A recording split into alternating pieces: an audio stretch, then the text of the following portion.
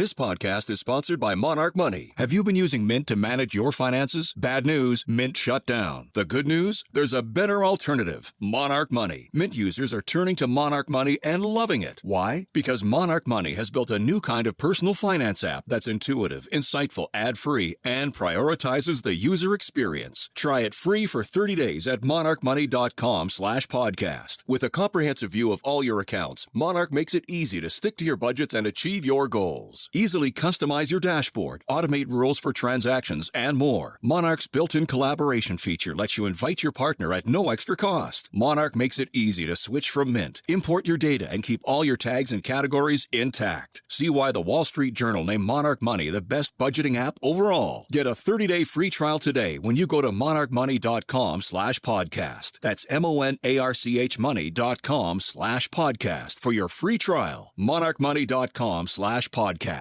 MSW Media.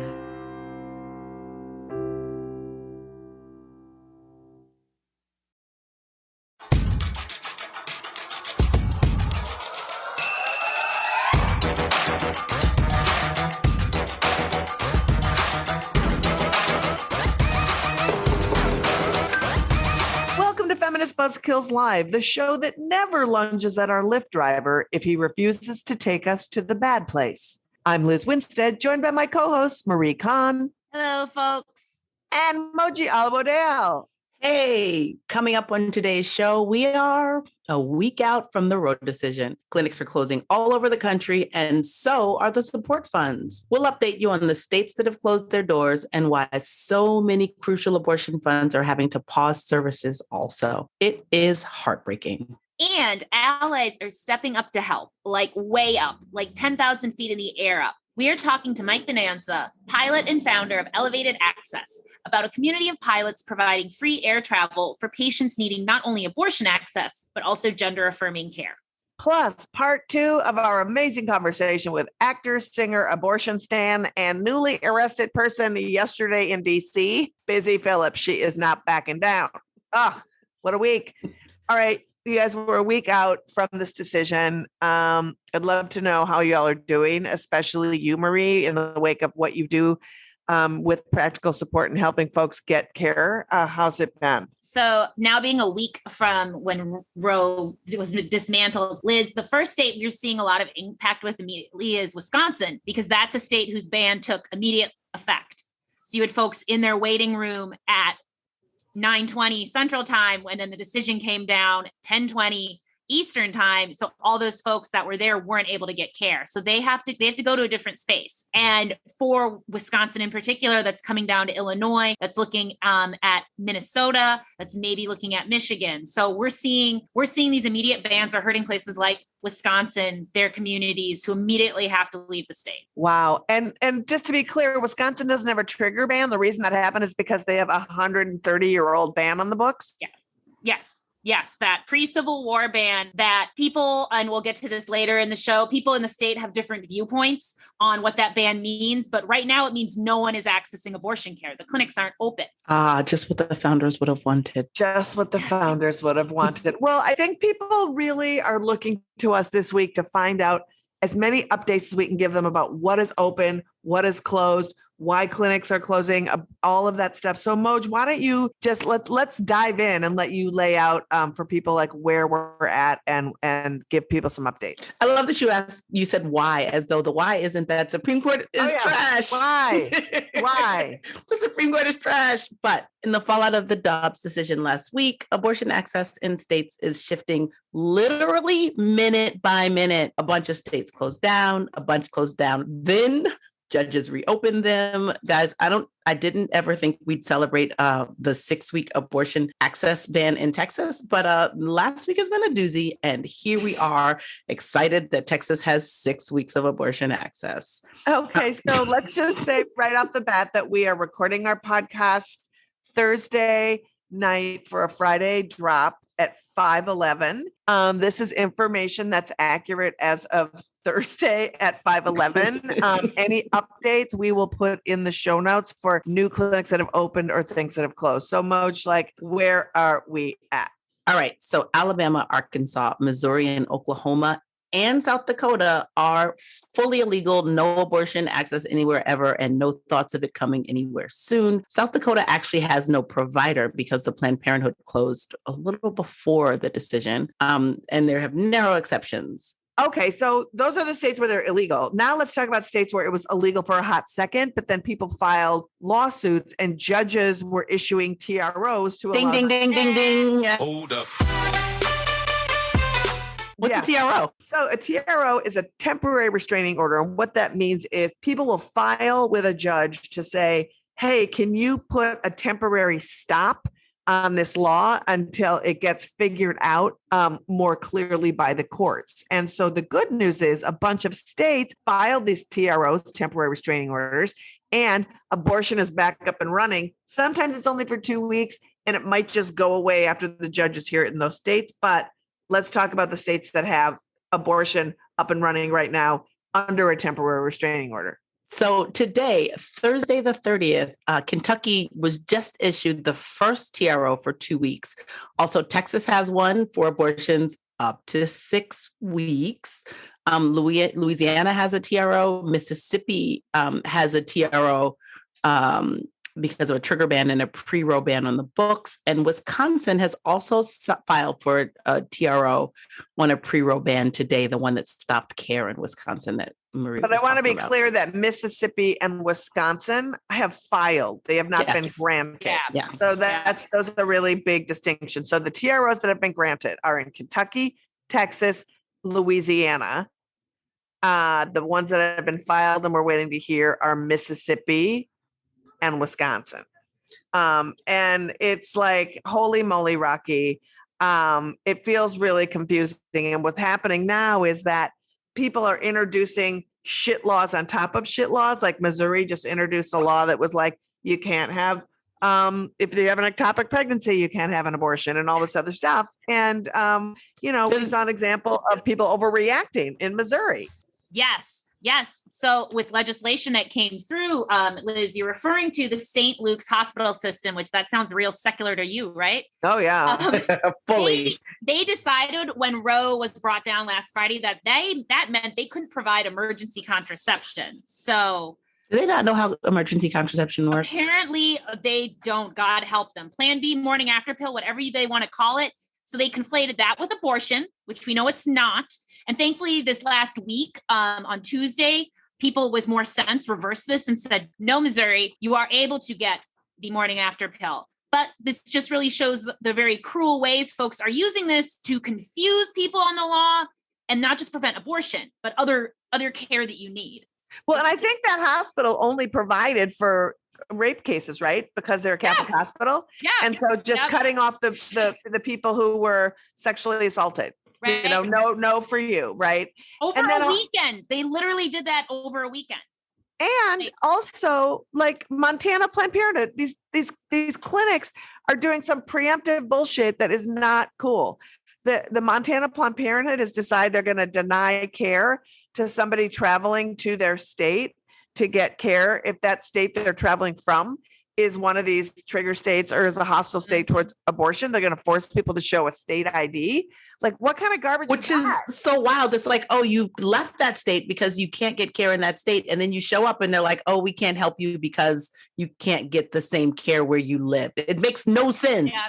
It makes no sense, and it's really a problem because not only, to pause to help people who are going to be coming to your state because there's nowhere to go is unconscionable. But one thing that's been really heartbreaking also along with this reports of clinics closing is that abortion funds and practical support funds that are in states that have these bounty hunting laws are having to pause services because they've got to figure out what their legal ramifications are as far as being able to fund people and do all that stuff. So it is really, we are in a bind. We are in it's so profound and moving so fast that I feel really, I'm glad that we have this podcast. And also always follow us on social media. I just want to say that right now, because we keep up to date when these things happen. So waiting a week between podcasts is crucial.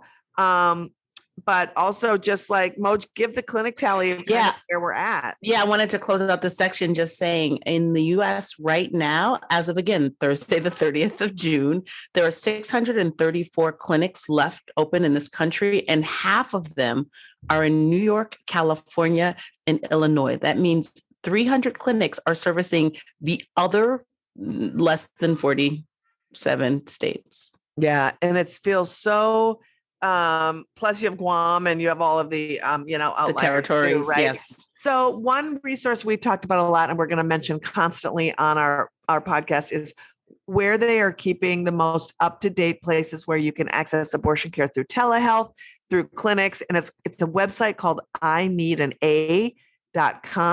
And at I Need an A, they are working 24/7 to update their website so that you can get the most up-to-the-minute accurate information about where abortion is available near you. So do that. And, it's like in the Missouri case, they just keep piling on more garbage laws and piling on more garbage laws. And that's just not enough for them. The thirst for perpetual oppression is forever unquenched.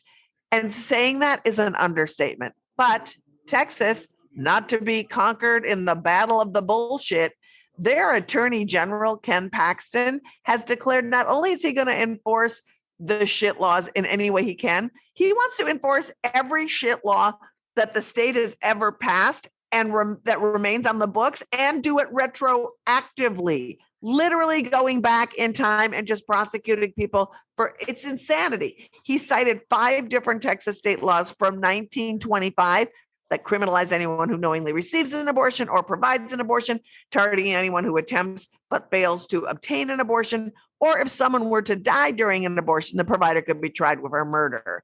And so the second he made this announcement, all abortion funds and clinics halted service instantly. Now, the good news about this is there seems to be a judge left in Texas who was like, bitch, take several seats and put a temporary restraining order. Hello, we learned that on this King George foolishness by allowing, and this is so sad, as Moji said, that we are actually considering it a victory, abortions can be performed up until 6 weeks of pregnancy in Texas. The whiplash, y'all, of this week and of this whole pod is just too much.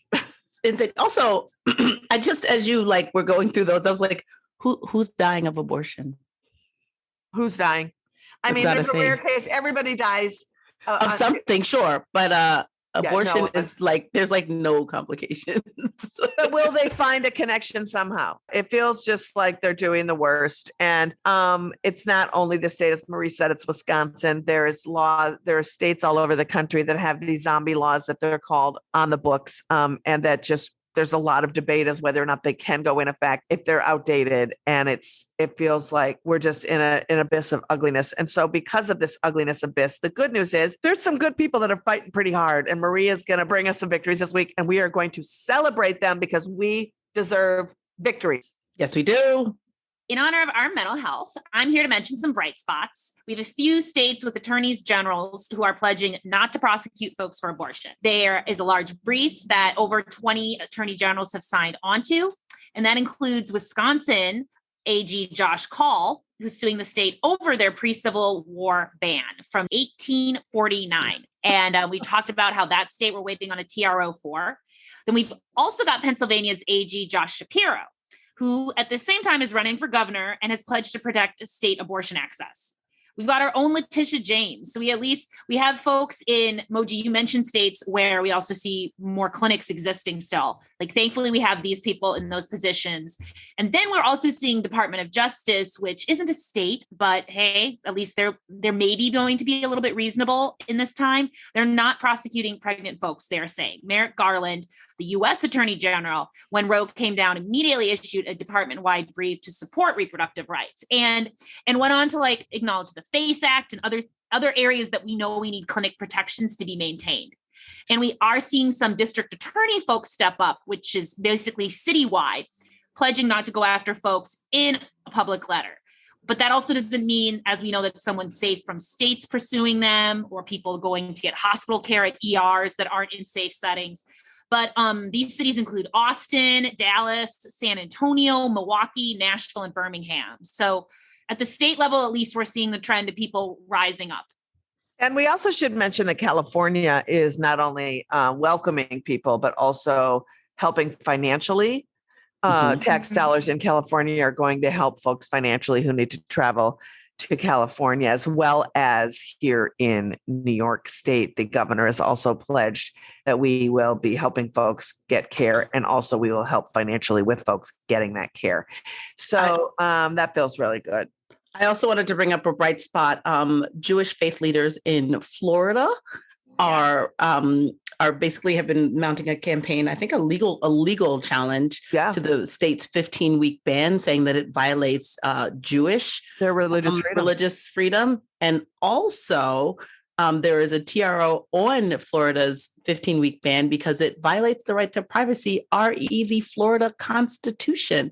So actually the 15-week ban that DeSantis passed a couple months ago is illegal in Florida, which is wild. And apparently legal in Mississippi. See, this is why shit's wrong. If we are the United States of America, we're how not. Can something be right? How can something be legal, a medical procedure be legal in one state and not in another? I really don't understand it. But I think I'm very excited about faiths challenging these laws that do not adhere with the values of their faith. I think that's a really interesting way to go. And I just feel like that we have a lot of folks who are thinking of new ways to challenge these laws. President Biden, we should mention, just today. I mean, I know, calm down. Do we have to? I mean, I know. I have to. Yes, today I have to, because he brought something that isn't going to happen, but at least he said he is going to challenge the Senate to carve out an exemption to codify Roe v. Wade in the filibuster rule. So if all of the concerned trolls like Susan Collins and Joe Manchin and Lisa Murkowski, who felt they were lied to, and everyone's favorite cinema. And Chris and Cinema, who all claim, except for Joe Manchin, to be pro-choice, they could actually codify Roe v. Wade with a vote if they chose to do so. If they choose not to do so, please heed that as that they are the hottest of garbage. And that is that. But I want to continue this good news because we have a guest who is a private citizen who has taken it upon himself. He assessed his privilege and the things that he had in his life and figured out a way that he could make them work for good to help abortion access. Marie, let's bring our guest on. Yes, joining us is Mike, the executive director of Elevated Access, a nonprofit network of volunteer pilots working to fly patients to gender-affirming care and abortion services that may not be available in their state. Welcome, Mike. Alrighty, Mike, it's so great to have you joining us. Right off the bat, I want to ask what prompted you from going from being a guy with a plane to starting Elevated Access? Sure. So really the biggest part of that made that happen was last spring. I was going through an anti-racism workshop, and that was full of white people trying to, break down our whiteness and figure out how we all play roles in white supremacy, even if we don't use the N-word or anything like that. And is that a thing? I've never heard of it. Really? Yeah. You haven't heard of that? Oh, are you not on TikTok, Liz? I didn't know. I'm going to read up on this white supremacy. Yeah, we all have a role. So so I was doing some self-reading with that, and I came across an article that was talking about how white supremacy and systemic racism are really built into the anti-abortion movement and people's inability to access abortion. And as a pilot looking for a way to work on social justice issues, it was kind of like aha moment that made me want to get into it. So yeah, that's where it started. That's incredible, Mike. So who are the people that Elevated Access are here to support and accompany? I hear you guys just celebrated your first client transport with Midwest Access Coalition. Cue the fireworks. Yes, indeed. Yeah. So, one of the things that's really important to me is looking to the people that have been doing this work for years already. That's why, rather than when I had that realization about racism and abortion access, I didn't just immediately put myself out there to say, hey, I'm giving people rides that need access to abortion. It started out with volunteering for Midwest Access Coalition for a year doing IT work. And in that, I was open and upfront that not only am I volunteering to do IT work, I'm here to learn about how abortion access works and how potentially pilots could help people get to abortion safely and freely and with a lot less hassle and a lot faster. And what we learned actually is there's a lot of opportunity, even before D-Day on Friday, there was a lot of opportunity to help people access abortion. So for example, for somebody who maybe has small children at home or even just kids at all, can't get away for an overnight trip to maybe a clinic that's further away, or for somebody that's working multiple jobs and has a hard time getting away for a day or two, we are able to get somebody moved pretty quickly. So like in this example we just did, we took somebody that would have been a 10-hour drive and probably a round trip and probably overnight stay in a hotel room. We were able to meet them at the airport and get them back home, that they were door to door from their home and back home again from 8 a.m. to 6 p.m. on the same day. And so, yeah, she was able to get back to her kids, not have to worry about too much work hassle. I mean, obviously still have to take the day out of her life to do that, but a lot better than a 2-day or 3-day affair. So I can't imagine that it's logistical that like you would, and maybe it is, and I don't know, but like that you would just be on a website and that like, I need an abortion. I'm looking around. How do I get there? I find elevated access. Can people access you directly, or do people access you through other organizations? Right. Similar to how I started the organization of looking to people who have already been working in this space, we're not trying to recreate anything that already exists. And so since the practical support organizations like Midwest Access Coalition, Access RJ, all the organizations that are out there have already been providing people assistance with lifts and bus tickets, train tickets, hotel rooms, we're leaving that part of the work to them because they have that expertise. They know the tricks of how to get those systems to work. And because of that, we're having people go through those organizations because we're not going to know how best to talk to somebody about whether flying with one of our pilots is the best way for them to get access to their abortion. And so we really want to make sure that we lean on the experts that have been doing this work for so many years already to figure that out for somebody and work together with them to provide them sort of that holistic approach, as opposed to us just being out here as pilots taking random people to do that. In fact, I even just had somebody call us a little bit ago. They had some sort of mixed up with their appointment, and they called me to see if they could fly with one of our pilots. And I said, I think we can do that on that date, but what I need you to do is contact Midwest Access Coalition first, and they'll work you through that process. And if it seems right to them too that you'll fly with us, they'll put you back in contact, and we'll go from there. And how do you train your pilots to know how to speak with like competency and with respect to patients? Like, how do they learn how to do that? Well, really, that starts first with our vetting process. And so when pilots apply, they have to submit not only their pilot credentials so that we can make sure that they're actually a legit pilot. They also have to submit some things that we can check on their background to make sure that they're actually in support of our mission.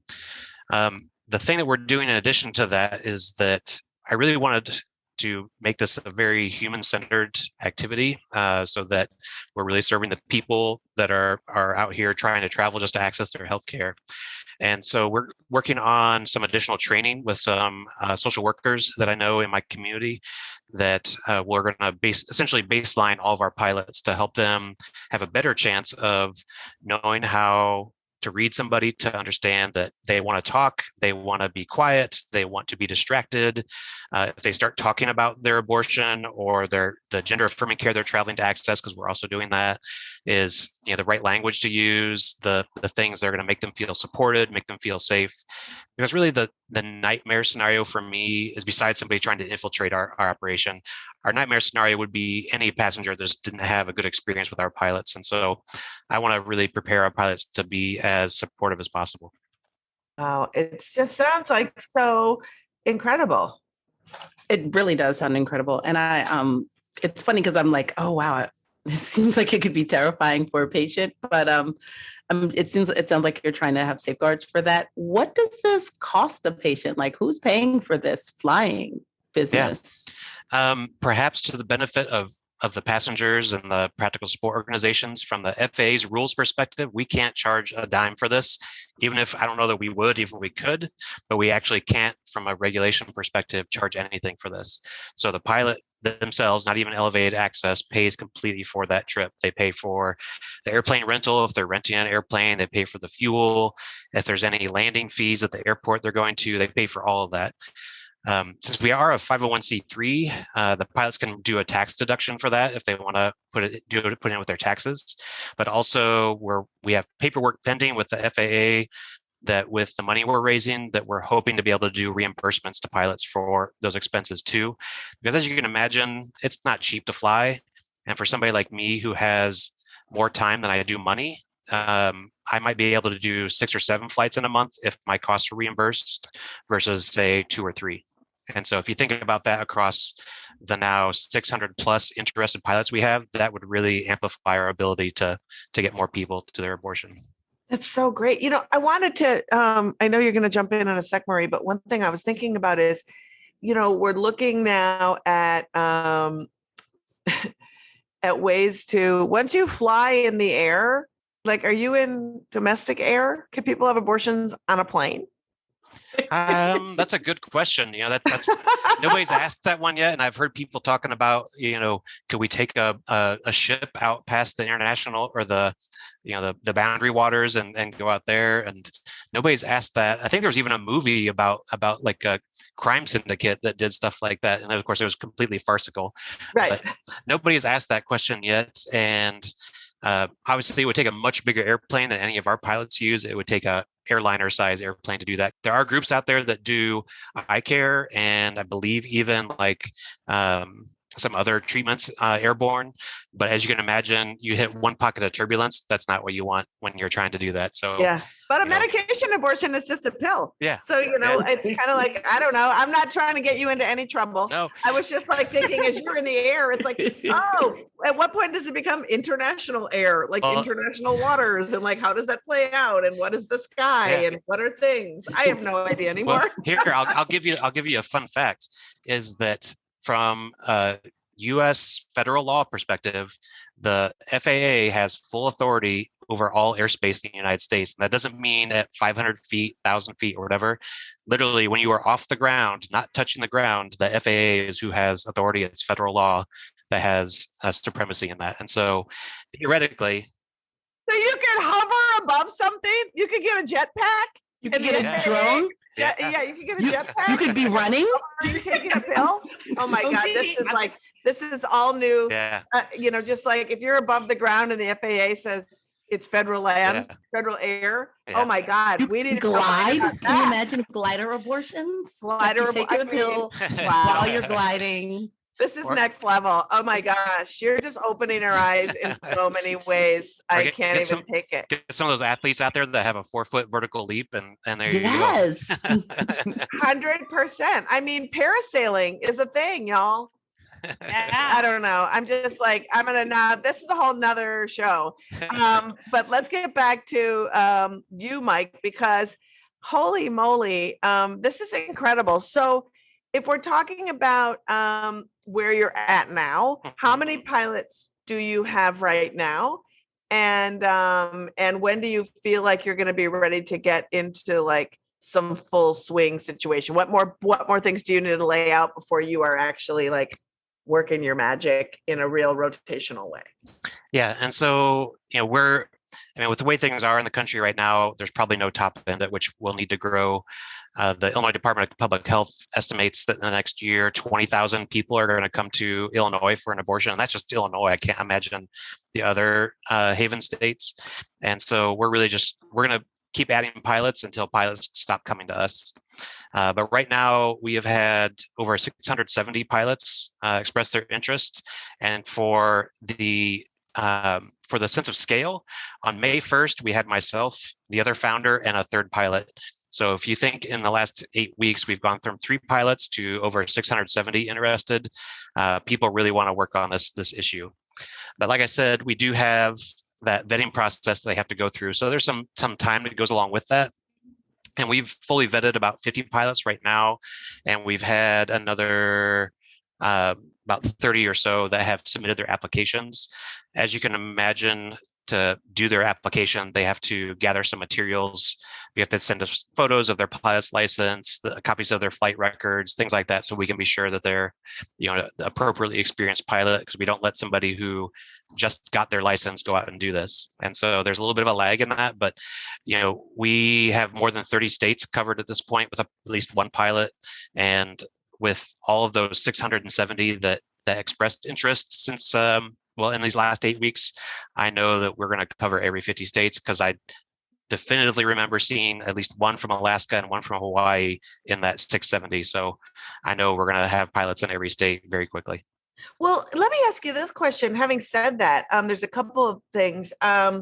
I want to talk about where you land as a small plane. Could you have like backlash from somebody who owns a small airfield who's anti-abortion when they get wind? And two, in states that are now having these weird bounty hunting laws, how does that affect a pilot who might want to take off from a state that is sort of in like a Texas or that has or Oklahoma that has these things in place? So we have multiple things built into our process to help manage that. So first is that we don't actually ask the practical support organization why somebody is traveling. And we tell them that it can be somebody who's going for care.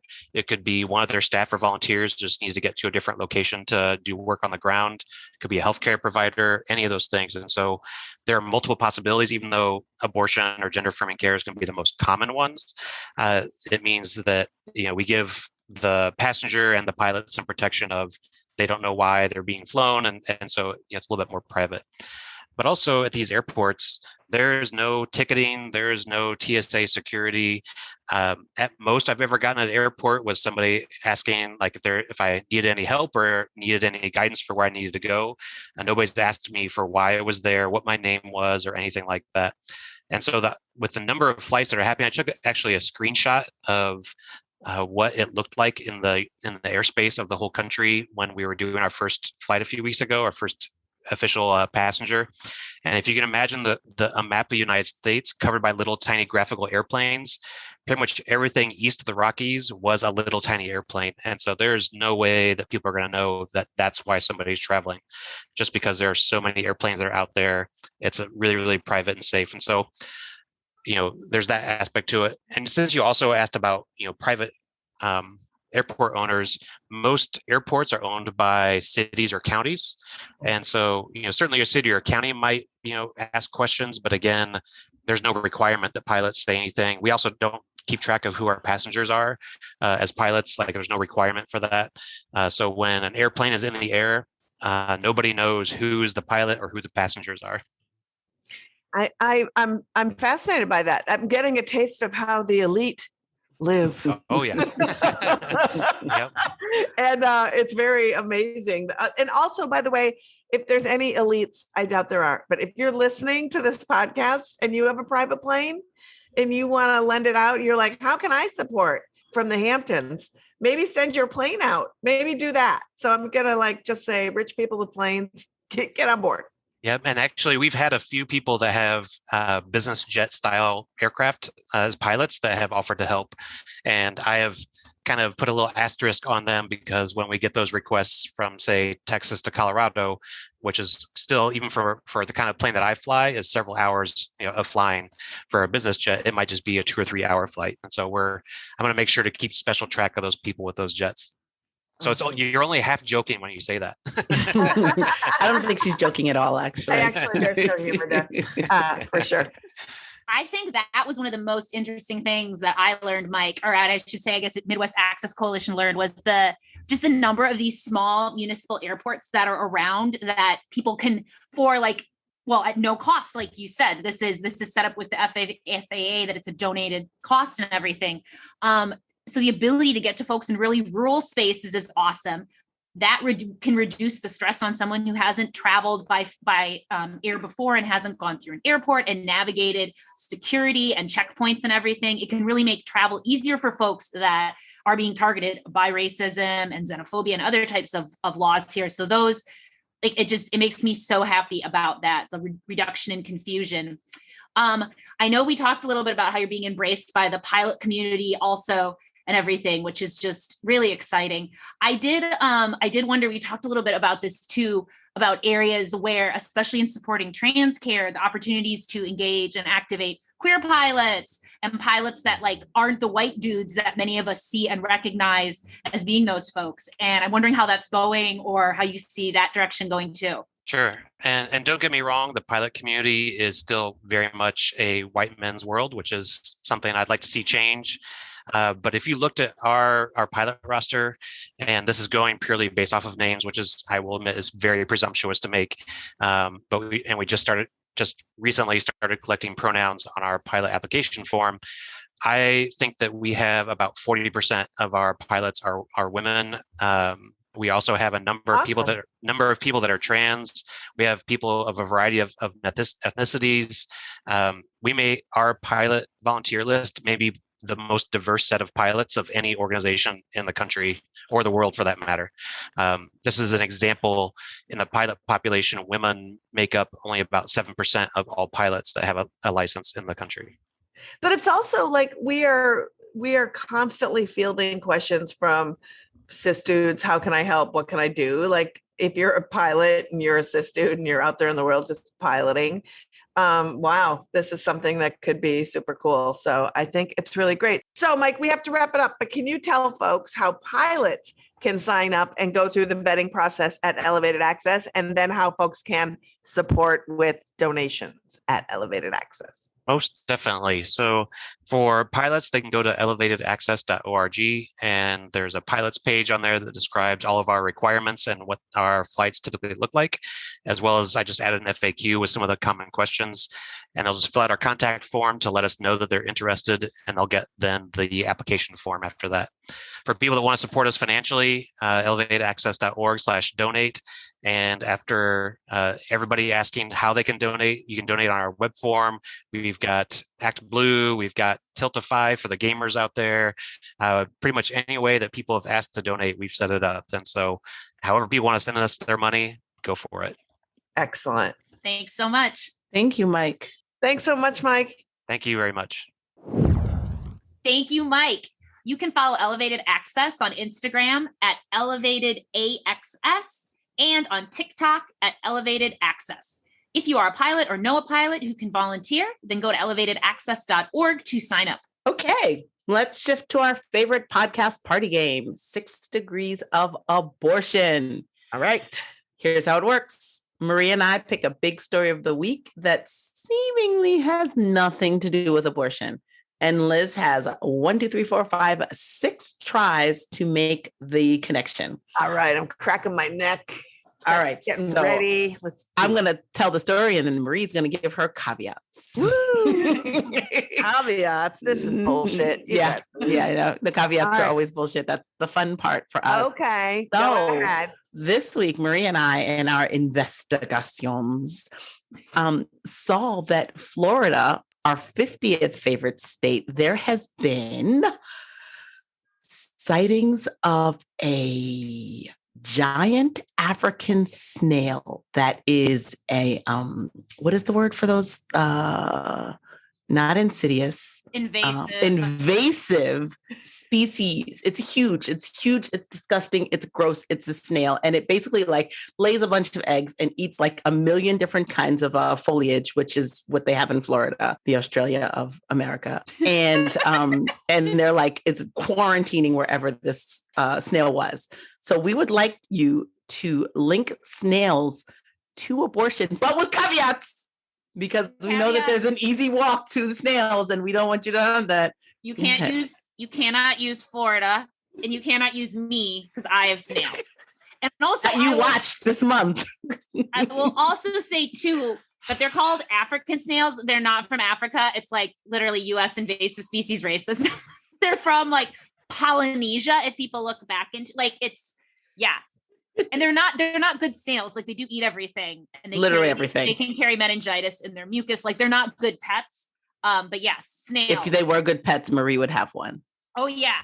AAF would have bought me one. I've been like, hey guys, you know what I want with all that sweet podcast money? I want a With that snail. Winstead money. You guys are so weak. Like I can't even. I'm really just because you had to give me all these caveats. Which, by the way, you picked snails. You should have thought of Marie, but whatevs. I am about to just destroy you anyway. So, just so happens that one of my dear friends in the world, who also lives in Minnesota, is a chef named Andrew Zimmern. And Andrew Zimmern has one of the best snail escargot recipes ever that you can find it on Instagram. It's delicious. I'm sorry, Marie. I didn't eat your pets. You're lucky. So there, and Andrew Zimmern has been a donor and also a supporter of Abortion Access Front. So there you have it. Boom. So easy. So annoyed with your childish behavior. That's good. That's so good. Solid. That I want is to Google solid. This man is probably like a James Beard winner. Also, Oh. we've got to eat those snails soon, Marie. No. Moji, if you like some snails, I have a really good. Just buttery- apparently these African snails are terrible to eat, but if we're they're in like the size of Minnesota, an apple. yeah, they're No, they're huge. They're like the size of your hand. It's really I don't want. They're like That's all kittens. gross. They're kitten size. That is a mess. So the good news is I win, despite the fact that you put up ugly ass road. You guys are like the fucking Supreme Court, and you're like crap laws to me to get to be great. Putting up all kinds of barriers. You just cannot give me any joy. Let's just move on from this because I am massively annoyed. So before we get to blabbing with Busy Phillips, Moji and Marie are going to tell you about our new sponsor. Thanks, Liz. Yep, we couldn't bring you today's episode of FBK without our wonderful fake sponsor, Organizer, the first daily ordeal delivery service. We have had to comb through so much bullshit for this podcast. Sometimes it's hard to remember who's calling us a useless slut and who's telling us to make them sandwiches. It's so nice to get all the patriarchal oppression delivered right into my inbox. That's why I subscribe to Organizer. Same here. Last week, instead of spending 4 hours on Twitter, I opened up my Organizer inbox and bam, all the comments calling me a baby killer or a skanky baby killer, all in one place. How convenient. When I opened up my Organizer inbox this week, it was a handy alphabetized list of incels and anti-abortion enthusiasts and their different plans to punish abortion advocates and anyone who won't sleep with them. Thanks, Organizer. Sign up for Organizer today with promo code BuzzkillWhore and get 50% off your ability to function in this society as anyone but a cishet white man. If it's going to happen anyway, it might as well be in one place. Wow. That is a product for people who haven't figured out you can just block people or people who are just like, I need to feel all of the hate thrown at me and I need it all at once. Thanks, Organizers. That is an amazing product. I'm glad that both of you had so much joy with it. We have the best sponsors. We do have the best sponsors with the worst products that 6 people would want. But, there is that one person who was like, that's a great idea. Or is that real? Organizer? Mm-hmm. Jordan Peterson was like, I'm all set. That's right. And for those of you who are patrons of the podcast, you get to see the designed packaging of this and the Organizer ad. So, one of our little extra bonuses is the actual design of the Organizer. So you can figure it out and do it. So let's get to our fantastic part 2 of our guests. Coming up is the second half of the amazing conversation we had with Busy Phillips last week. That was so rich. We had to break it up into 2 because you just can't handle that much goodness in one sitting. So let's get back to it with actor, author, and abortion advocate Busy Phillips. you're creating paths and avenues for folks and showing folks by example that, hey, there's an option, there's an opportunity to tell your story if you'd like through different avenues and to be able to have some authenticity. Well, I think it's so important because, well, actually for me, it's everything, right? But how we choose to tell our stories, sometimes it doesn't fit in 140 characters. Sometimes there's not an appropriate hashtag. Sometimes that's not a thing that sits well with people. And, I think that like our industry, the entertainment industry, has a great deal of responsibility in the situation we're currently in, because I think we fucking dropped the ball. I think the creatives, at the behest of like scared studio heads and network heads, like decided long ago, like we're just going to go middle of the road and like not ruffle any feathers and like, keep 2.5 Men on the air for the 400 years and like just keep reiterating bad stories with stereotypical characters, stereotyping gender and ethnicity and race, and that's what's palatable for the American public. And it's not like people want better. They want more. They want more nuance. But I think social media is a lot. I think it can be an equalizer in sharing stories. And yeah, and I think that it's important to say, like, you don't have to share your story if you don't want to. 100%. You just don't. 1000%. Yeah. Yeah. And I think, Busy, one thing that is, you're so complete. And I think that's what people, sometimes they're most afraid to tell their abortion story because they think their abortion story is going to dominate who they are. And instead of having it be, for me, it's a part of who I am that helped me become who I am. And no one thing should ever define you. So I would love for you to talk to somebody who maybe is thinking about telling their abortion story, but might be afraid of what they'll feel in the space they would tell it if it's on social media, like how to handle the haters, how to be, there and stand in your truth, really. Well, first of all, I want to say a thing that I don't know who first said it. I remember my ex-ish husband, Mark, said it to me, or we had this conversation once. But I don't know if he made it up or if he heard it somewhere. I'm only saying that because I'm a real credit bitch and I don't want to like say a thing and then have you be like, yeah, that's from very famed internet philosopher, blah, blah. And I'm like, I don't. The thing about getting the hatred or any sort of attacks online is that it is steam off of a kettle. It just doesn't really exist. And you take the kettle off the stove and it really doesn't exist. And so you're the kettle, right? And like, you just don't look. Right. You don't have to see people say, and this is a tricky thing because I think accountability is necessary, and especially in social media. And like, I fucked up before on social media, not about abortion stuff, but like I like a body shaming thing that I didn't like realize had implications. And I look through and I read some comments and I was like, oh my God, I'm so sorry. That was not my intention. I fully own that. Like wasn't aware. The thing that we just saw Lizzo do with the lyric, like you listen, you have to take a second look, you acknowledge whether or not it's your intention doesn't matter. Right. And then you like rectify the situation, But in terms of your own abortion story, these trolls are like, I'm always like, it's the same person. Like, it's like the same, like two people. With me, at least, I think it is. The syntax is always the same. It's always burner accounts. Like, yeah, it feels like bots. Mm-hmm. Yeah. And also, my friend Sarah, who's this really incredible yoga fitness teacher in South Carolina that I met when I was down there doing vice principals, and we've become good friends. And she lives in Charleston, South Carolina, and like has, and she's devoutly Christian, and she posted a really beautiful abortion story about her journey with infertility and about having their first baby be born and live less than 24 hours because very rare genetic thing that wasn't spotted, and her not knowing if she could ever go through that again. And her very kind doctor, I'm going to cry because I love her and her kids and so much.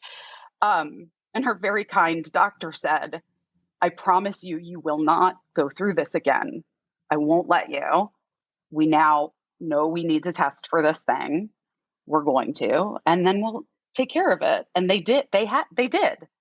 Mm-hmm. Wow. And she was devastated by having to have an abortion because she was dying to be a mother, but that was her abortion story.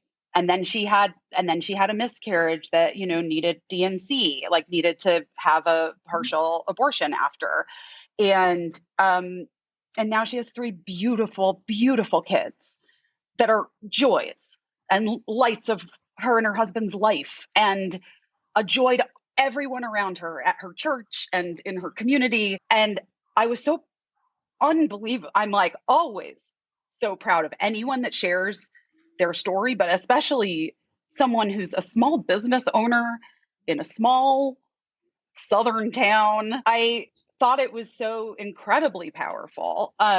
And I think she reached a point too where she was just like, I can't be silent anymore. This isn't okay. What's going to happen to women? And people like me I wouldn't become a mother. Right. Or endure just a whole lot more pain, right, on the journey. It's like, can you imagine? And I think this is what people don't think about when they really think about the fullness of abortion care, that like it is very easily a part of a fertility journey also. Yeah. It's part of just your part. Yes. And I think that like it's all of our stories that somebody listening can hear themselves, because there's no one same abortion story, right? There's no one experience and journey. And so when you tell your story, there's always going to be somebody who's maybe heard a dozen other abortion stories, and then yours came and it gave them peace, insight, connection. It's just one of the reasons, Busy, that I really value what you do. And I value us getting to know each other more, because you are constantly reassessing and looking to see all of the ways things need to be uplifted and where they should be. And like, you come fucking careening out of nowhere being like, this dope abortion, like you're just like always on it and present with every space in it's seemingly a way that is like just right for the moment. So I want to thank you so much for that, because it really means a lot, especially being buried in this work every day like we are, to have your light just in it and in a way that's like fierce and ragey and funny and touching and like all the things, right? And so you just came on and just made us feel a whole lot better. And I cannot thank you. Oh my God, Liz. I can't thank you enough, because it gets, wow, really overwhelming and hard, And I think that when I was when I went to do South by Southwest for Girls 5 Eva, I reached out to Whole Women's Health, and I reached out to my friends at ACLU, and I was like, well, what can I do with the trans community? And is there anything I can do with the clinics there? Is there any way I can like show up while I'm there doing this other thing for my job? And I did. I was the tour to do a few things. Yeah. That was great. Abortion clinic. The tour was beautiful. Thanks. I mean, I feel like all this stuff, and I really obviously just take all my ideas. I'm ripping everything off from you, Liz. But just destigmatizing even just offices. Yeah. The other side has just been so laser focused on the narrative. Mm-hmm. And, I have noticed even in the last, I want to say like almost year, I have noticed that every time I post about abortion, the trolls have gotten less and less. Mm-hmm. The people and it's not because I'm blocking. It's because I think that they're going back. They're either reassessing or they're realizing like they're not in the majority, and their ways of communicating, and saying like you're going to hell, you baby murderer or whatever, it's not working anymore. No. That's why they're trying all these other tactics. Yeah. Because they were losing. Well, and it's just such a maddening situation to be in when they have so much voice and they are not the majority, and the way that our political system is set up with gerrymandering and everything, and just the way that our media has recoiled in responsible conversations around abortion and birth control and all of it. Always, we have to beg, like it's voices like yours and voices that have been in social media that have been changing the landscape of how we talk about abortion. It hasn't been reporters. It hasn't been other things. You know, it's Politicians. Hasn't been politicians. No, it's been No. culture change. But that's the whole thing, Liz. And like from your origins and your root, like you know this. Like I think, what was it? It's Jimmy. Oh my God, you guys, Kimmel, who does the Norman Lear, like they redo the Norman Lear shows, right? Like you look at those shows and and people are like, they were like breaking things down and it was amazing. And it's like, guys, that was legit 50 years ago. Yes. Like I wasn't born yet. You know what I mean? Like the last time something like really changed the social narrative culturally via television was like Will and Grace. And I was in high school. Yeah. I mean, Kerry Washington having that abortion on Scandal was rad. It was rad, but I got to be honest, it was kind of stigmatizing. She was in a big, the Klieg lights. Okay. So no. So this is the part where and this is the conversation that I think we need to have more, right? Our whole podcast might just be busy. I don't know. It's very, but like, so on Scandal, she's got a surgery bonnet on. She's got Klieg lights. It looks like she's in an ER. She's having an affair with the president and she's at a fucking Planned Parenthood. Never happening. But the thing guys, even my parents who couldn't afford it paid for like a private abortion. Yeah. So you know what I mean? Even private abortions are they're not in a fucking, medical setting like that. And so I think the trick about portraying abortion on television is that for those of us who've had abortions, the actual procedure itself is Dullsville and 5 minutes and you're sort of out of it. And so it's always the surroundings before how you get there. What is your journey to get your abortion? What happens after your abortion and how that makes you who you are and all that stuff. That's to me where it's interesting. So whenever they try to portray it, it's always like a thing. Who did it really great was Crazy Ex-Girlfriend. She had a medication abortion in bed and she just took the medication abortion and she's like screaming downstairs, like, somebody bring me food because I don't know when it's dropping. Like it was so funny and smart. And then, she kind of had a touching moment about it, but like, are my comfy pants comfy? And like really, really just great. That's great stuff. So, it's kind of like that kind of thing is great. But now, So I feel like it was great for her to have that abortion, but I just also think too, like, we don't want it to feel like it's some kind of surgery you're having because it's called a procedure for a reason because it's not surgery. That's just like, but I do think it all goes together, right? Like talking about our periods, endometriosis, PMDD, like severe cramping, blood clots. Yep. Like my child, Birdie, talks so much about their period now. I mean, I have like really done a number on this kid, but like, I think it's really important. And part of it, I'm going to tell you one more story and then I'll let you guys go. This is why my podcast is 3 hours. When Birdie got their period in lockdown. That was the first period.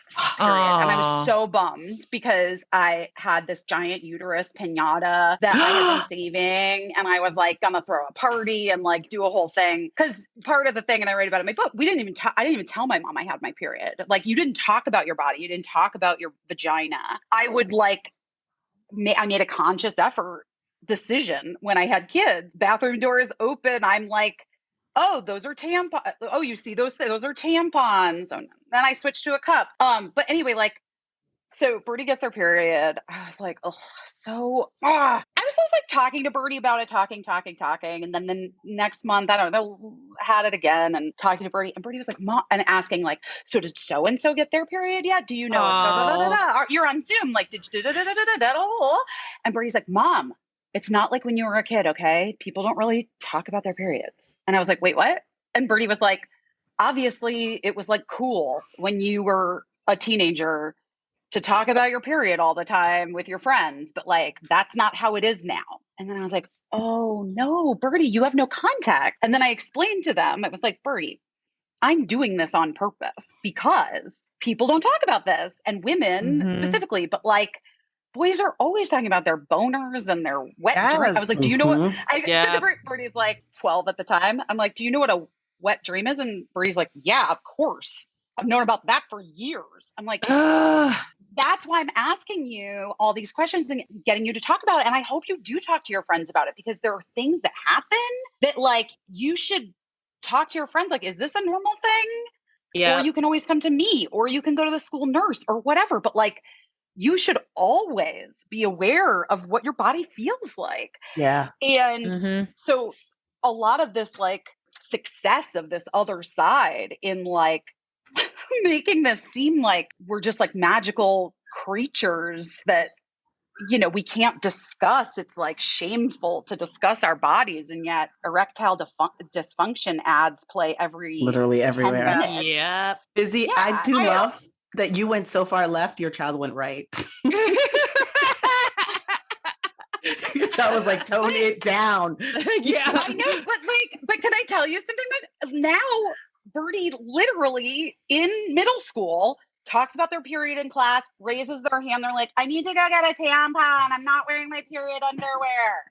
Like, is out in the world bleeding and letting people know they're bleeding.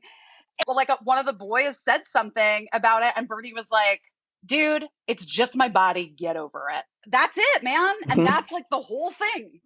Yeah. That is so great. That's a great story. That's a great story to end on. It's just my body. Deal with it. I think that like cis men simply can't wrap their head around and are terrified that we can bleed for 7 days and not die. I think that they are very freaked out that we can literally do that, because they don't even understand what it is that's happening. So they're like, how are you not dead? With this blood shedding, are you a witch? What are you, a monster? You know, I just feel like we can't win. I think but I also think it's like the job right now. It's like I'm sick of the thing of like, it's the last dying grasp. No, they're making new ones, guys. They're making lots of new ones. And so it's the job of every parent who has, you know, the realization of the direction that this place is going. And like, even if you don't, every parent of a boy like needs to be aware of what the conversations are and what the kids are like, what their boys are saying. And like, you have to, I'm sorry, but like, you just got to do better. Like, you have to tell them, I don't know. You just got to like get into it. Yeah. As a boy mom, I'm going to take that personally, Busy, as a directive from Busy to me to parent my 6-year-old. Oh my God. Listen, here's what I'm going to say is like, it happens earlier, younger than you think it does. My friends who have boys who are a little bit older, like, I mean, at like 12, 13, I was like, so you're talking about porn. You're talking about porn with them. You're talking about these things. We have no choice. Like, we have to do this because this is how, and we have to empower them to stand up when it's just the boys around and say, and like, be like, actually guys, I mean, let's be real, you know, whatever it is. I don't know. No, I think that's totally. No, I'm kidding. All right, Busy, thank you for joining us. We would like to tell everyone to follow Busy at Busy Phillips on all the socials. Watch Girls 5 Eva on Peacock. Listen, it's worth it. Listen to Billy and Casey on their podcast. Busy Phillips is doing her best wherever you pod. And just join her in the abortion fight with us, without us, with her. We are going to be doing that together. And Busy, thank you so much. And we will be talking soon because we're going to go out and have wine like proper ladies. We have to have wine and we have to. Oh, wait, before I go, can I ask your guys' professional opinions as people in this work, deeply in this work? What do we think about the possibility of the synagogues suing and for religious I think it's brilliant. Infringement? I'm really excited and very proud of the temples and synagogues in Florida. And I really think that like, it is incredible. I mean, I think that, we have to be doing that. You know, it's like we were talking about earlier in the show when we hear the sounding of the alarm and, you know, one of the cases that went down today, as we talked about, was ending Miranda rights. And it was Samuel Alito's opinion. And he said in the opinion, it's not in the Constitution, which is why you are not allowed it. So, foreshadowing, but also what is in the Constitution is your freedom to practice religion. And so let's just be clear. If you're going to say that we live in a Christian nation, we need to make the Supreme Court say that, right? Or not say that, right? Mm-hmm. Because if they say that, that is something that everybody profoundly needs to hear and then move accordingly. Not move away, but like move with action accordingly. And if they rule against it and say, then let's go. Then our freedoms are going to really be honored. So that's where I'm at with that. It's the first thing in a long time, the first action in a long time that's given me a bit of hope. Yeah. And I'm excited too, because, we're doing Operation Save Abortion, which the kickoff is July 17th. And that's going to be really exciting too. We have almost 1,000 house parties signed up across the country. And so to be able to have people immerse in a way that they never have been given the opportunity to learn about all the different ways of activism, and then to be able to hook them up locally with things that speak to them so they will have sustained activism gives me a lot of hope and makes me feel really excited that we can actually say to people, whatever your capacity, whatever you think you can bring, we are going to help you realize that so that you are going to be there. And I think that is super exciting. So, we're all going to be involved and it's all going to be great. And Busy Phillips, we're going to be seeing you soon. And thank you for everything you do. You're amazing. Oh, thank you for everything you do. It's beyond. Don't make us cry. It really no is. Crying. There's no crying. It really is. We don't cry on these days. Liz, you know you're an icon. I don't know what I am. I just keep living. I keep waking up every day and living, which is, enough revenge for those assholes that keeps me going.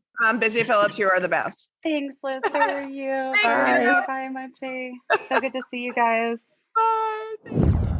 Thanks, Busy. We love you. Follow Busy Phillips on all the socials at Busy Phillips. Watch Girls 5 Eva and listen to her pod. Busy Phillips is doing her best. And maybe send her some bail money because she got arrested yesterday. God bless her. And that is that. Wow. What a show. Yes. Again, thanks, Busy and Mike from Elevated Access. You can follow Elevated Access on Instagram at ElevatedAXS and on TikTok at Elevated Access. If you are a pilot or know a pilot who wants to volunteer, go to elevatedaccess.org. Thanks so much for listening. We are here for you as you navigate these dark days. We want to be a reliable info hub and a source of humor as we face some really hard times ahead.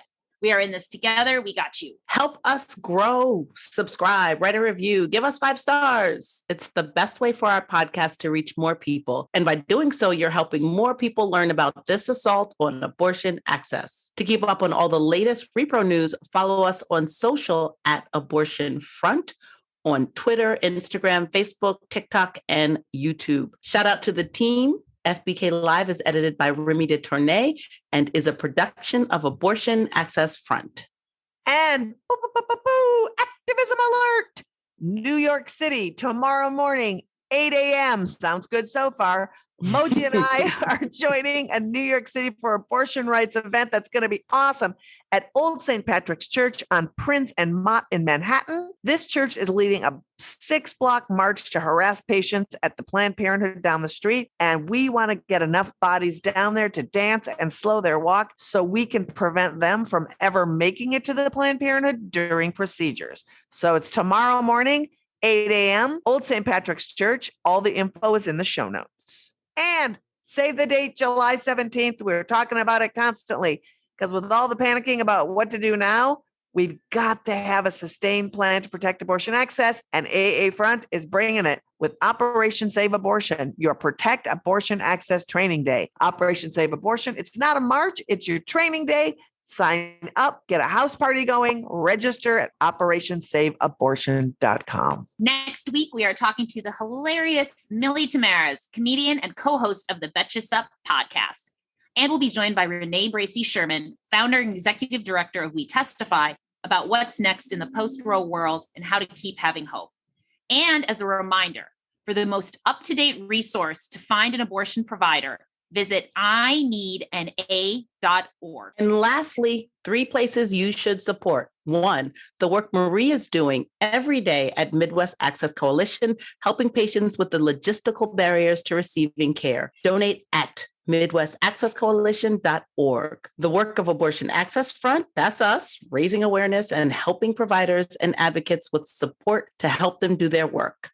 Donate at aafront.org/donate. And join our Patreon. You'll support great content and get cool FBK merch and experiences. All pledges support this pod and all of our activism at Abortion Access Front. Pledge at patreon.com/feministbuzzkills. And we close out with a woman who shows her entire ass by reminding us that if we're going to be leg spreading landfills, we deserve what we get.